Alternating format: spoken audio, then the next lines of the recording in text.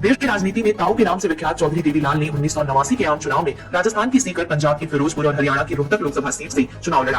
वे सीकर और रोहतक से सांसद बने और देश के उप प्रधानमंत्री बन गए। उन्हें एक सीट छोड़नी थी, इसलिए उन्होंने सीकर को रखकर रोहतक से इस्तीफा दे दिया। ये चौधरी देवीलाल की सबसे बड़ी भूल थी। रोहतक के लोगों को ये नागवार गुजरा, क्योंकि रोहतक की जनता ने तो उन्हें तकरीबन 2 लाख वोटों से जिताया था। लेकिन ताऊ देवीलाल ने रोहतक से इस्तीफा क्या दिया, यहाँ के लोग उनसे नाराज से हुए। 90 के दशक में पूरे हरियाणा में चौधरी देवीलाल को हराने वाला रोहतक भूपेंद्र सिंह हुड्डा का अभेद किला माना जाने लगा, लेकिन इसे स्वयं रोहतक की जनता ने झुठला दिया। 1999 के आम चुनाव में भूपेंद्र हुड्डा को चौधरी देवीलाल की ही पार्टी के एक छोटे से नेता कैप्टन इंदर सिंह ने तकरीबन 1.5 लाख वोटों से पराजित कर दिया। 2004 के लोकसभा चुनाव में भूपेंद्र सिंह हुड्डा फिर जनता के बीच आए और रोहतक की चौधर का नारा देकर अपने पक्ष में माहौल बनाना शुरू कर दिया। उस वक्त हरियाणा में कांग्रेस पार्टी का मतलब चौधरी भजनलाल थे। हुड्डा का भजनलाल के धूल विरोधी थे और जनसभाओं में सीधे तौर पर मुख्यमंत्री की दावेदारी जताते थे। हुड्डा बोलते थे कि वे चंडीगढ़ जाएंगे, लेकिन वाया दिल्ली। वे फिर से 2004 का लोकसभा चुनाव बीजेपी के कैप्टन अभिमन्यु के खिलाफ तकरीबन 1.5 लाख वोटों से जीत गए।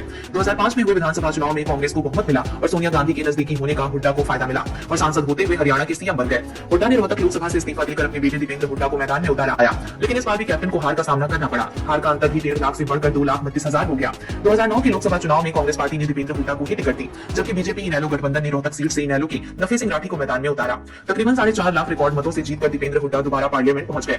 2014 में पूरे देश में नरेंद्र मोदी लहर चल रही थी और रोहतक में कांग्रेस के उम्मीदवार दीपेंद्र हुड्डा कमर दर्द की बीमारी से पीड़ित थे। लोगों से खुद ही उनका चुनाव लड़ने की अपील की। इस बार बीजेपी ने ओपी धनखड़ पर दांव लगाया और धनखड़ तकरीबन 3,20,000 वोट लेने में कामयाब भी रहे, लेकिन दीपेंद्र हुड्डा को मोदी लहर में भी नहीं हरा पाए। इस बार दीपेंद्र की जीत का मार्जिन सबसे कम रहा, जो कि 1,70,000 के आसपास था। हालांकि इनेलो उम्मीदवार शमशेर खरकड़ा भी तकरीबन 1.5 लाख वोट ले गए और आम आदमी पार्टी के नवीन जयहिंद को भी तकरीबन 47,000 वोट मिले।